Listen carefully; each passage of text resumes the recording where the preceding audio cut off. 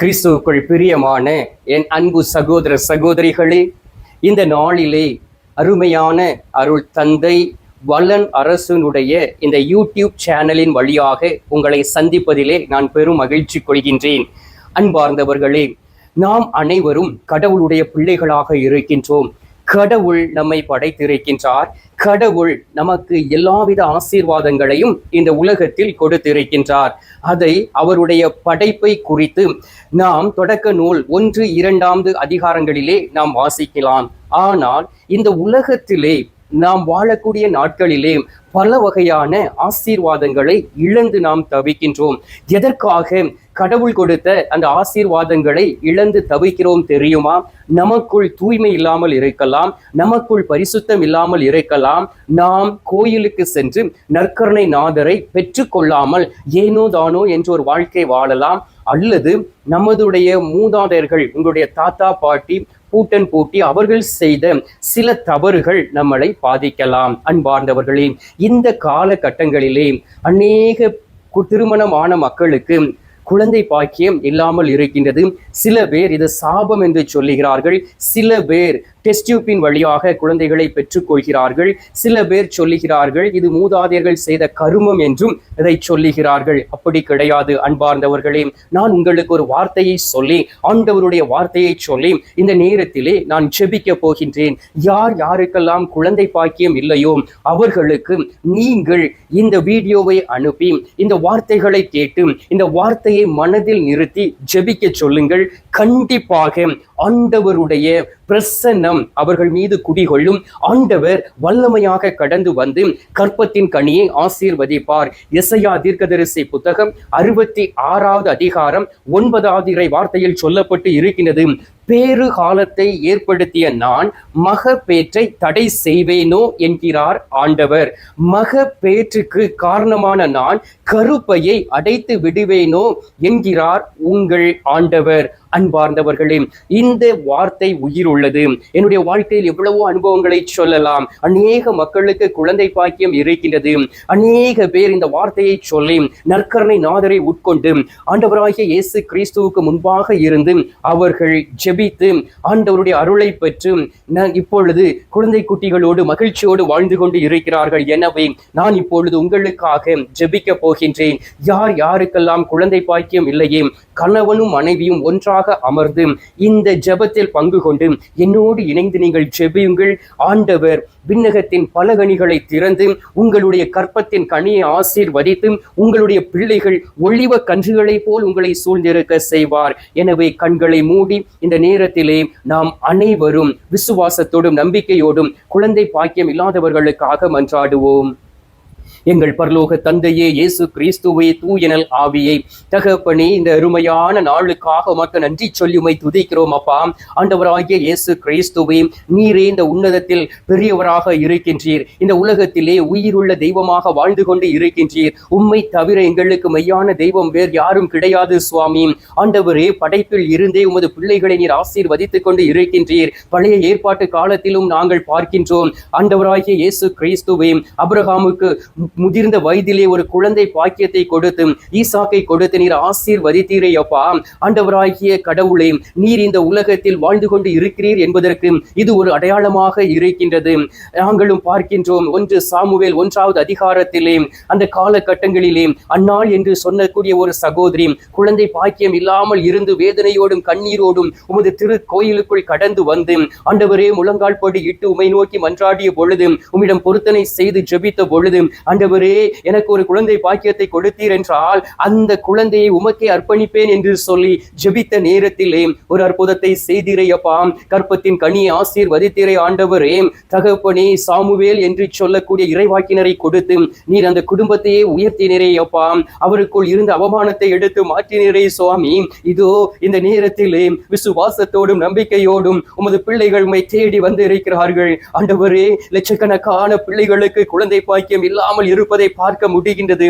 அநேக பிள்ளைகள் இந்த நாட்களிலே அவமானத்தோடு வாழ்கின்றார்கள். மாமியாருடைய கொடுமையான காரியமாக இருக்கலாம், கணவன் பேசக்கூடிய வார்த்தையாக இருக்கலாம், தன்னுடைய தாய் தகப்பன் பேசக்கூடிய வார்த்தைகளாக இருக்கலாம். அவை அனைத்தையும் தாங்கிக் கொண்டு வேதனையோடு இருக்கக்கூடிய பிள்ளைகளை பார்க்க முடிகிறது. சுவாமி, இந்த நாளிலே நீர் எங்களுக்கு வாக்கு கொடுத்தீரே ஆண்டவரே.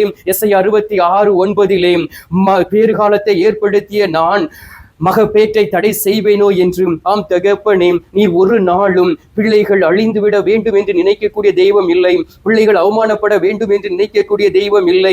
இதோ கற்பத்தை தரிக்க நீர் உதவி செய்வீராக. சில நேரங்களிலே கற்பம் தரிக்க முடியாதபடி கற்பப்பையிலே பிரச்சனைகள் இருக்கும். அந்த இடத்திலே உமது ஆணி தழும்புள்ள கரம் படுவதாக, உமது பரிசுத்த ரத்தம் ஊற்றப்படுவதாக.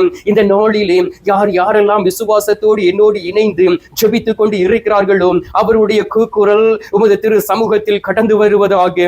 அவர்களுடைய கண்ணீர் உமது திரு சமூகத்தில் கடந்து வருவீராக. ஆண்டவரே, யாக்கோப்பு 5:17-18 இறை வார்த்தையில் வாசிக்கின்றோமே, எலியா நம்மை போல ஒரு பாடுள்ள மனிதராக இருந்தார். அவர் அந்த நாளிலே வேதனையோடு இருந்த நேரத்திலே உம்மை நோக்கி ஜெபித்த பொழுது 3.5 ஆண்டுகள் ஆண்டவரே மழை பெய்யாமல் அந்த வானம் பொய்த்தது. மீண்டும் உமது திரு சமூகத்தில் அமர்ந்து ஜெபித்த பொழுது வானத்தின் பலகணிகளை திறந்து மழையை பொழிந்து செழிப்பை கொடுத்தீரையப்பா. அதே போல் இதோ உமது அன்பு பிள்ளைகள் உம்மை தேடி வந்து இருக்கிறார்கள். விசுவாசத்தோடும் நம்பிக்கையோடும் உம்மை நாடி வந்து இருக்கிறார்கள். என் ஆண்டவருடைய சமூகத்தில் அமர்ந்து ஜெபிப்பேன், அவர் என்னுடைய கற்பத்தின் கனியை ஆசீர்வதிப்பார், அவரிடம் இருந்து குழந்தை பாக்கியத்தை பெற்றுக்கொள்ளாமல் நான் போக மாட்டேன் என்று சொல்லி உம் மீது நம்பிக்கை வைத்து வந்திருக்கிறார்களே, அவர்களை ஆசீர்வதியும், கணவரையும் மனைவியும் ஆசீர்வதியும். ஒருவேளை அவர்கள் தவறு செய்திருக்கலாம், இளமை பருவத்திலே பாவத்தில் விழுந்திருக்கலாம், குற்றம் புரிந்திருக்கலாம். ஆண்டவரே, பாவத்திற்கு மேல் பாவம் செய்து நீர் கொடுத்த அழகையும் மேன்மையும் இழந்து போய் இருக்கலாம். 1 யோவான் 1:7 சொன்னதுபடி இயேசுவின் பரிசுத்த ரத்தம் எல்லா பாவங்களில் இருந்து விடுதலை கொடுக்கும் என்று சொல்லி பிள்ளைகளை ஆண்டவரே, குடும்பங்களை பரிசுத்தப்படுத்தி நீர் குழந்தை பாக்கியத்தை கொடுப்பீராக. ஆண்டவராகிய இயேசு கிறிஸ்துவே, இந்த நாளிலே நாங்கள் பார்க்கின்றோமே அப்பா, நீர் அற்புதங்களை செய்து கொண்டு இருக்கின்றீர். லூக்கா நற்செய்தி 1:67 சொல்லப்பட்டு இருக்கின்றது, அவர்கள் இருவரும் கடவுள் பார்வையில் நேர்மை உள்ளவர்களாக விளங்கினார்கள். கடவுள் அனைத்திற்கும் கட்டளைகளுக்கும் ஒழுங்குகளுக்கும் ஏற்ப குற்றமற்றவர்களாக நடந்து வந்தார்கள் என்று செக்கரியாவையும் எலிசபெத்தையும் குறித்து நீர் சாட்சி சொன்னீரே. ஆண்டவரே, அவர்களுக்கு முதிர்ந்த வயதிலே திருமுழுக்கு யோவானை இந்த குழந்தையை பரிசாக கொடுத்தீரையப்பா. அதே போல் இந்த நேரத்திலே யாரெல்லாம் உண்மையோன உள்ளத்தோடும் பரிசுத்த தன்மை எனக்கு வேண்டும், எனக்கு ஒரு பரிசுத்த குழந்தை வேண்டும், அந்த பிள்ளையை ஆண்டவருக்கு ஒப்படைப்பேன், என் ஆண்டவருடைய சமூகத்தில் இருப்பேன், அவனுக்கும் அவளுக்கும் நான் நல்ல வார்த்தைகளை கற்றுக் கொடுப்பேன், ஒவ்வொரு நாளும் நான் ஆண்டவருடைய வார்த்தைகளை வாசிப்பேன் என்று சொல்லி பொருத்தனை செய்து உம்மை நோக்கி ஜெபிக்கக்கூடிய குடும்பங்களை ஒப்புக் கொடுக்கின்றேன். ஆண்டவரே, குறிப்பாக திருமணம் ஆகி பல ஆண்டுகள் ஆகிவிட்டதே, எனக்கு ஒரு குழந்தை பாக்கியம் கிடைக்குமா என்கின்ற தவிப்போடு இருக்கக்கூடிய ஒவ்வொரு பிள்ளைகளையும் ஒப்புக்கொடுக்கின்றேன். எனக்கு என் ஆண்டவர் தாய்மையின் பேற்றை கொடுப்பாராம், அதை அந்த தாய்மையை குறித்து ஆண்டவரை கவலையோடு இருந்து ஜெபிக்கக்கூடிய அன்பு சகோதர சகோதரிகளை ஒப்புக்கொடுக்கின்றேன். ஆண்டவரை ஆசீர்வதியும், நீ ஒவ்வொருவரையும் தொடும். யாரெல்லாம் வேதனையோடும் குழந்தை பாக்கியத்திற்காக ஜெபிக்கிறார்களோ ஆண்டவரையும் அவர்களுக்கு நீர் குழந்தை பாக்கியத்தை கொடுத்து அவர்களை சுற்றிலும் அவருடைய குழந்தைகள் ஒளிவ கன்றுகளை போல் இருக்கும்படியாகவும் நீரோடே ஓரம் நடப்பட்ட மரத்தை போல் செழிப்பாக இருந்து கனி கொடுக்க வேண்டுமாயுமை நோக்கி ஜெபிக்கிறேன் அப்பா. இந்த அருமையான காலை வேளையிலே ஆண்டவர், இந்த அருமையான நாளிலே, இந்த அருமையான நேரத்திலே நீர் எங்களுடைய ஜெபத்தை கேட்டிருக்கின்றீர். அநேக பிள்ளைகளுடைய கற்பத்தை நீர் தொடுவதை பார்க்க முடிகின்றது ஆண்டவரே. அநேக பிள்ளைகளுடைய கற்பப்பையை நீர் ஆசீர்வதிப்பதை பார்க்க முடிகின்றது ஆண்டவரே. நீர் ஒவ்வொருவரையும் சாட்சியாக நிறுத்திடுவீராக. ஒவ்வொரு பிள்ளைகளையும் வல்லமையாய் நீர் எழுப்பிட வேண்டுமாயுமை நோக்கி ஜெபிக்கிறோம் அப்பா. தகப்பனே, நாங்கள் அனைவரும் பாவிகள், எங்களுடைய கரங்களில் ஒன்றும் இல்லை தகப்பனே. உம்மால் மட்டுமே அற்புதங்களை செய்ய முடியும், உம்மால் மட்டுமே அடையாளங்களை செய்ய முடியும். கற்பத்தை திறக்கவும் கற்பத்தை அடைக்கவும் வல்லமை உள்ள தெய்வம் நீர் மட்டுமே என்பதை நாங்கள் விசுவசிக்கின்றோம். ஆனால் உம்மை நம்பி வந்த பிள்ளைகளுடைய வாழ்க்கையிலே நீர் பெரிய காரியங்களை செய்ய போகின்றீர். இந்த நேரத்திலே தகப்பனே, நீர் எங்களுடைய ஜெபத்தை கேட்டிருப்பதற்காக உமக்கு நன்றி. ஜெபத்தை கேட்டு பதில் தந்து பிள்ளைகள் ஒவ்வொருடைய கற்பத்தை ஆசீர்வதித்து இருப்பதற்காக உமக்கு ஸ்தோத்திரம் ஸ்தோத்திரம் ஸ்தோத்திரம். மீட்பெரும் இரட்சகருமான இயேசுவின் திருக்கரத்தில் ஒப்புக் கொடுத்து எங்கள் தாய் கன்னி மரியாள் வழியாக ஜெபிக்கின்றோம். அன்பு தந்தையே, ஆமீன். பரலோகத்தில் இருக்கிற எங்கள் பிதாவே, உம்முடைய நாமம் அர்ச்சிக்கப்படுவதாக. உமது ராஜ்யம் வருக. உமது சித்தம் பரலோகத்தில் செய்யப்படுவது போல பூலோகத்திலும் செய்யப்படுவதாக. எங்கள் அனுதின உணவை எங்களுக்கென்று அளித்தருளும். எங்களுக்கு தீமை செய்கிறவர்களை நாங்கள் பொறுப்பது போல எங்கள் பாவங்களை பொறுத்தருளும். எங்களை சோதனை விழவிடாதையும் தீமையில் இருந்து எங்களை ரட்சித்தருளும். ஆமீன். அம்மா தாயே, ஆரோக்கிய மாதாவே, வேளாங்கண்ணி அன்னையே, அமலோற்ப தாயே, ஜெபமாலை அன்னையே, நீங்களும் இந்த உலகத்தில் தாய்மை பேச்சை பெற்று ஒரு தாயாக இந்த உலகத்தில் வாழ்ந்தீர்களே அம்மா. அதே போல் இந்த ஜெபமாலை மாதத்திலே யார் யாரெல்லாம் தாய்மைக்காக ஜெபமாலை சொல்லி ஜெபிக்கிறார்களோ அவர்களுக்காக உமது மகனிடம் பரிந்து பேசி விண்ணகத்தை திறந்து கற்பத்தின் கனியை ஆசீர்வதித்து அநேக பிள்ளைகளை சாட்சியாக நிறுத்திடுவீராக.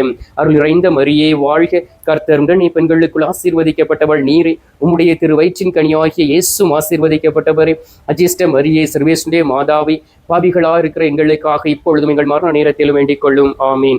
பிதாவுக்கும் சுதனுக்கும் பரிசுத்த ஆவிக்கும் மகிமை உண்டாவதாக. ஆதியில் இருந்தது போல இப்பொழுதும் எப்பொழுதும் என்றென்றும் இருப்பதாக. ஆமீன். ஆண்டவர் உங்களோடு இருப்பாராக, உம் ஆன்மாவோடும் இருப்பாராக.